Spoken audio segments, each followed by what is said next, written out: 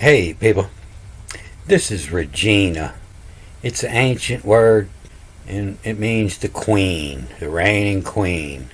Coming from Latin, Regina, the gina, meaning a naked woman, and re, meaning two R's. A name given originally referred to the Virgin Mary as the Queen of Heaven. And so that's what this is. This is the ancient Assyrian letter R. And two of them is the re up, two of them. The same as these two lines down here. There's two lines, there's rely on. This comes from a much older language, much older Assyrian language. You see it held by the king, meaning the reign, or the Sumerian gods. And it's impossible to find the documentation these days. I found it years ago when searching was a lot easier on Google. But this is it in the foot of Mut here. Mut is on the head. And they call her the mother goddess. But they're not reading this. This is Mut on the head. They're skipping this R, the mother. That's where that comes from. She was the mother goddess that fed Khonsu, the lunar deity. He was god of the moon. So what feeds the moon is the sun. The sun would be the mother. And so in an attempt to change the language again, they'll tell you that this is always pictured as the wings of a vulture holding an ankh. And it's not an ankh. She was often pictured as the goddess with Mat at her feet. And so Mat, that's the truth and justice. And so that would be the same as not lion, but relion. And she was the lady of the heaven and mistress of all the gods. So as the sun, she would go around once a year and see all the gods. You see her all over Egypt. She's usually on the top and clutching that ring, the mutar, mother. So I'm going to show you where she comes up here in the Greek in Genesis 1. And I'm going to show you something about the hand of the Galilean. But I'm going to start here with this first line of Genesis 2 because I think it's the easiest line to read probably in the Bible. And so somebody had commented on the last video, and I could tell by their comment they didn't watch any of the video. So before you start telling me anything about what the Bible says, you go ahead and listen to this video a little bit. In the first chapter, he's telling you about the heavens. It's not creating animals, he's creating heavens. And we're completed, and soon a tell is this on. Soon a tell is this on of hour on as, and edige, and edda, and edigy, and the story. If you got a single letter, you speak the letter, edda, and an edigy. The edigy is a story. So that's a key word they leave out. Completion of the story of heaven. And soon a tell is this on of the hour on as. The hour means divide the heavens in 12 equal parts. The hour on as. And the edigy in the story to pass. To pass of the cosmos. What on. And so the cosmo means the cosm of the cosm as, and that's because these ancient people believed in astrology, and what happens on Earth is caused from the stars, where it comes from, the cosm of Saw, cosm of sought on, in searching for the cause from, the cause. And from of sought on, wanting to find the cause. And so the ancient scribe that wrote this, he would pronounce that a cosm was sought on. And as soon as tell as this on is hour on as to a edigy, and pass the cosmos is sought on, the cosmos sought on. And so they were creating all these wheels and putting all the qualities, everything on it, putting times and what happened. and looking for patterns of the cosmos, what happens in the time in the cosmos happen on Earth. And so all these people they're calling the ancient Sumerians, the ancient Greeks, the ancient Egyptians, the ancient Hebrews, they all spoke English. So, about 45 years ago maybe, I went to a summer camp, and at night the hippies got out the guitar and they sung this song about the hand of the man from Galilee. And so a man from Galilee would be a Galilean. And he was just the exceedingly good man, the hand of the exceedingly good man. Behold. If you behold, it's in your hand, the hand of, yod of. It's the same as the Hebrew language, the yod of, the hand of. And so, and a hand of, that would be your widow. The widow, W-I-D-O. The widow of black. Kala is black. And so this is telling a clue of what Jesus might have been guilty of if he was the man from Galilee. But this is the last line on the first page.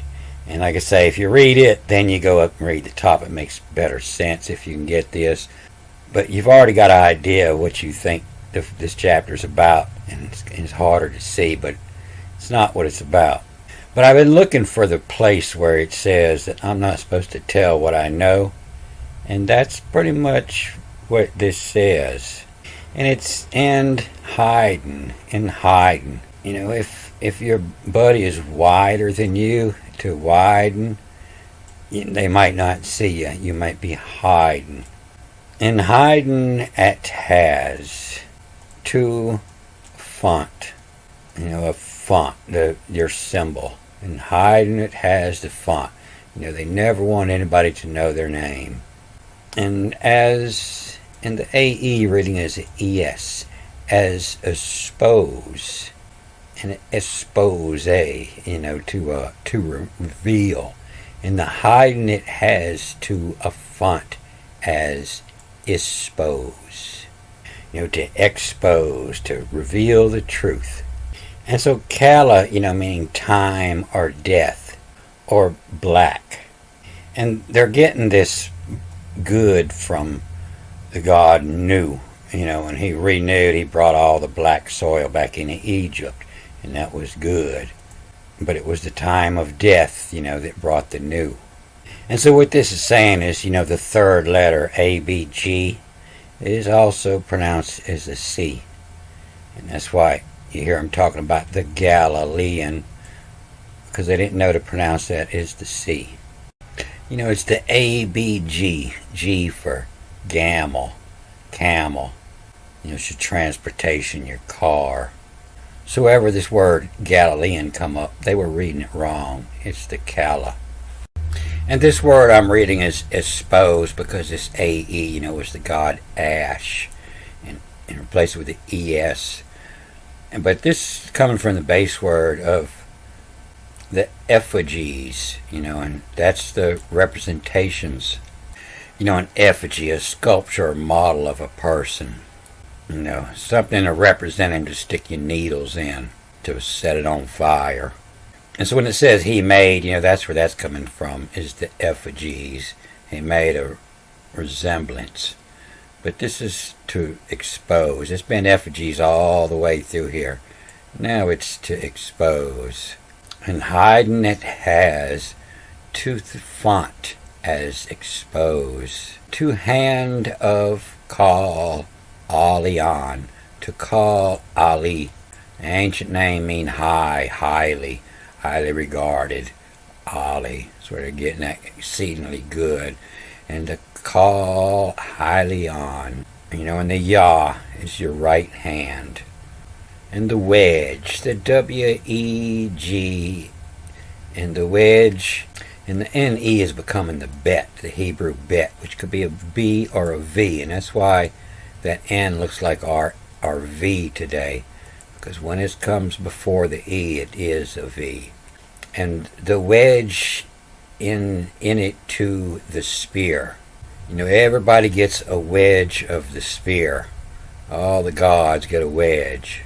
the wedge be to the spear, and edge, and N-E, is the B, which means in. So that's sometimes it reads the same, as the N, but it's not the N, it means in. And the edge in top row, I come. In the top row, I come erect. I come stand. I come erect on the 6th day. And hiding it has to the font as expose, and the hand of call highly on, wedge in it to the sphere, and edge in it to an edge in the top row, I come erecteth, come stand it up. So sticking that wedge up, by the top with the spear in his right hand, he's probably talking about Jupiter here. And so when it calls out the winged creatures, you see they're spelled different at the end all the time. And so this winged creature, this is Uraeus or Utus, and upon the feet they non. It doesn't have feet. Widget, that's a winged creature that has no feet. And also called Butu or Utu or Utus in the Greek. And the next time it comes up, it's the and to the feet hind that fell it to the fellet when, and is those on the epithages. And so epithages are the meaning of the effigies. It's the writings that tell the meanings, and this comes from and upon the sedges. The sedges are the mark of kings and writers. Anybody that knows how to read, their mark goes with the sedges. And this, according to its type, this is a catagen, the catagenaz. And so a catagen means the life cycle when it's fully grown. It's not going to grow anymore. And so it's not just according to its type, but it's according to its type at full grown. And Egypt's which on turn Susan catagen full grown as a tetrapoda. And so a poda, that's a no-footed, and the teeter comes from 4. If you got 3 feet on a stool, it stands pretty solid. But if you put 4 on there, it's hard. You got to get them all just the right length, or you're going to have a teeter. That's where that 4 comes from. And so full grown and 4-footed doesn't mean it has 4 feet. It means it stands 4 foot tall when it's full grown. But when what on the feet hind on toe, the T-O-W, to carry, the feet on hind toe, the hour, the or, the hour on of. And that's where that comes from, the or. And that's what that image means. It's an old oarlock. And so what on the feet hind on toe, the hour on of. That's talking about the mother of the gods. And the feet hind on toe, the hour on of. And vav, W, what. And what onk. And what onk, the onks. What onk then on of phases, the sedges. A phase is the sedges. At this time, the sedges, the writers, were using the hour on of. And the font on, and to be, you see the E following it, to be, and repit on, the representative, the rep. And to be repit on, to bear, to B-E-R, to bear, the font on epithages. So everybody was speaking the same old language back then. Everybody had the same book, the Hebrew and the Greek Bible, and that was their book of astrology and medicine. And the people that read this were genius, and the people who wrote it were like gods, super geniuses. Because this all has another meaning when you come back and read this using this mark here, and it changes it up. There's nowhere to learn this. All you can do is read it and Google words until you find them. And while I was Googling this word, I learned a whole bunch when I found this old English to the Witches dictionary. And that's what that says, is the witches, D-E, the, in the Dutch language, that's what that means, the. And the witch, the W-T-S-C-H-E-S,